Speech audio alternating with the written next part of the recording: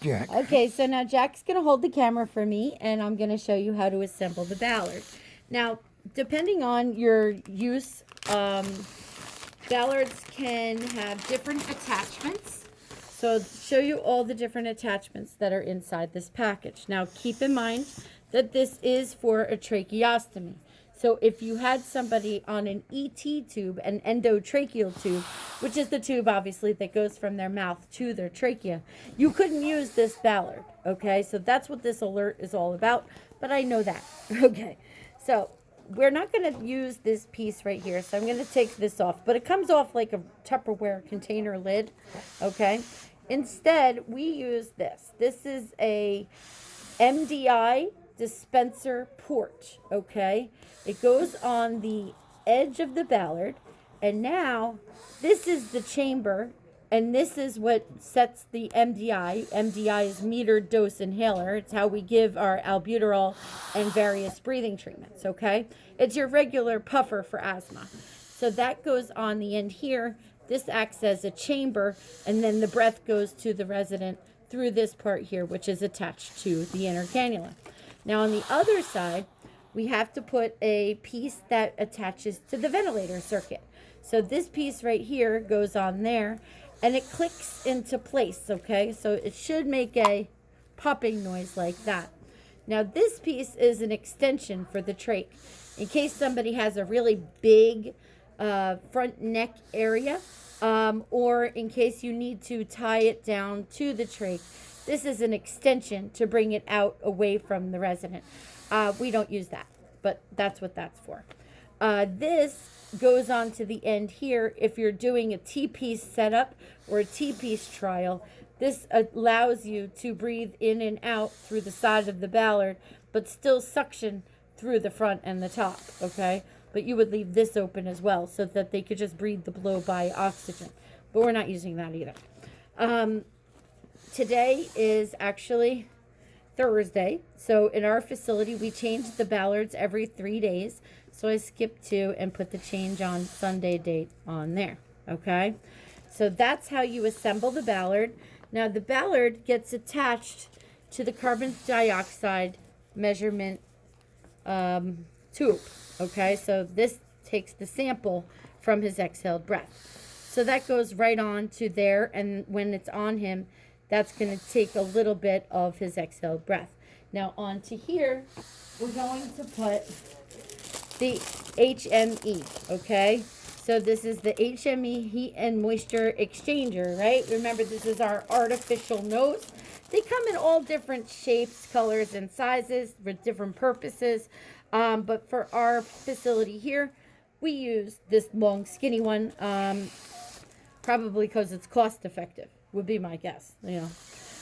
So now I have my dry gauze ready to be replaced. I also already set up my wet gauze for cleaning the stoma. So I'm just going to use Jack's lap as my table for demonstration purposes. Now the inner cannula here, what I'm going to do is I'm just going to open the top of the packaging, okay? Because when I have him disconnected from the ventilator, I don't want to take too long getting all my pieces placed back onto him. So it's giving me a hard time. Here we go.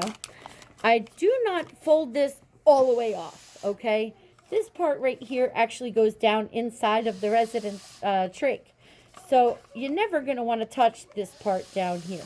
You only touch the top part up here, okay? Because this is not sterile technique. I'm not using sterile gloves, but we don't want to contaminate his airway. So we fold down the top of the packaging so we can only touch the top part here.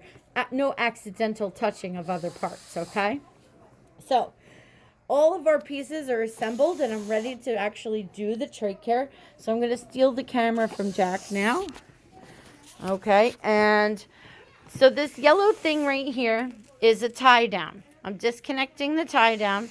The tie down is used just so that when people are getting washed and cleaned up, this part, the Ballard, doesn't accidentally disconnect from this part, the inner cannula. Now remember when we were in the closet earlier, I explained how the teeth grab onto the flange. So if you see here where my pinky is pointing, the flange has a little section. Let's see if I can get that focused. That's pretty good. A little section where it clips on, okay? So that's going to be our goal. We want to make sure that it's not loose and it doesn't pop off, okay? So we're going to start doing our trachea by removing the gauze out from underneath the flange. You want to keep in mind that this is actually in the person's airway. So you don't want to move it around too much. You want to try to make sure that you keep it as steady and straight as you can, because you don't want to cause any injury, right? So we're just going to tuck down the gauze at the top here. And then I'm going to switch hands and we'll do the same thing over here. All right, so now when I go up underneath, I grab anything that might be under there and pull it away from the area. Now you look at the gauze and you see there's a little boogery stuff, and then you look at the stoma and you want to make sure that, number one, the stoma is not inflamed, okay? There's no sores, there's no wounds or anything like that. And see all that gunky stuff? Obviously, I have to clean that off. So that's the purpose of the wet gauze, okay? And then if you're also going to look up underneath the trach and make sure that there's no wounds under there, okay? So Jack's stoma is very well healed. He's been trached for how many years, Jack? 7 years. For 7 years. So this trach stoma is very healed, okay? So it's a perfect one for you to look at of what they're supposed to look like after it's all said and done. In the hospital setting, you're going to see one of them that are much newer. Okay, so what you do is when you're cleaning any orifice, you want to from the orifice and away, okay? You want to make sure that you don't push any of that gunk, see the boogers that I'm getting off. You don't want that to go down into his airway, okay? Keeping in mind, this is direct access to his lungs, okay? It goes in straight to his lungs. It's only like this far away.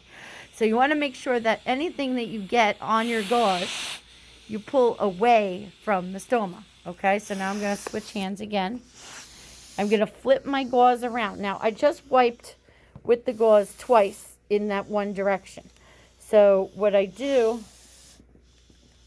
is I flip it around. So now I have a clean side, okay? So the gauze has all these different spots that are clean.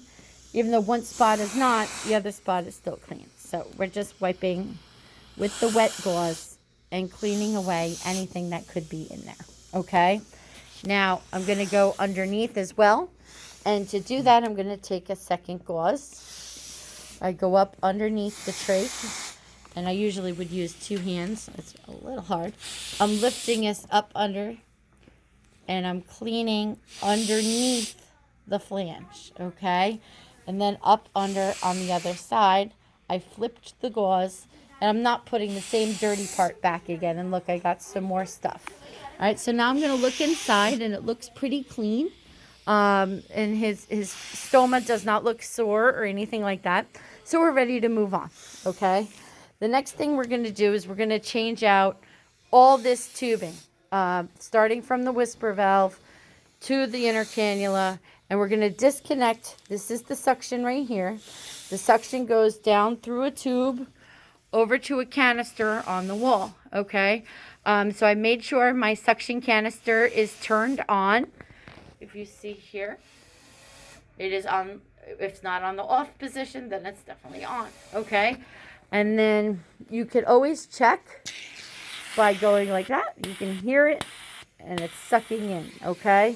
So to suction Jack, actually, he suctions himself.